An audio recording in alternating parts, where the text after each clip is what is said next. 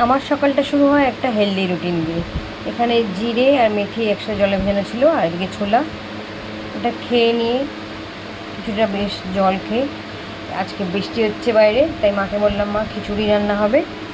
দেখো, বৃষ্টি থামার নাম নেই, এত বৃষ্টি হচ্ছে যে বাজার করতে যাবো ভেবেছিলাম সেটাও যেতে পারলাম না।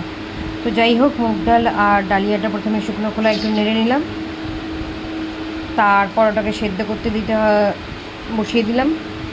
জল দিয়ে ভালো করে নুন দিয়ে, আর বেশি কিছু সবজি ছিল না, তাই আলু দিয়ে আর মটরশুঁটি ছিল ফ্রোজেন, কাঁচা লঙ্কা দিয়ে একটু সেদ্ধ করতে বসিয়ে দিলাম, বাকিটা মা করবে। তো এইভাবে ধাপে ধাপে সব এগোতে লাগলাম। ওদিকে ভাজা কাটা হয়ে গেছে, এগুলো ভালো করে জল দিয়ে ধুয়ে রেখে দিলাম। আমি ধুয়ে রেখে দিলাম, মা সব করবে এক একে।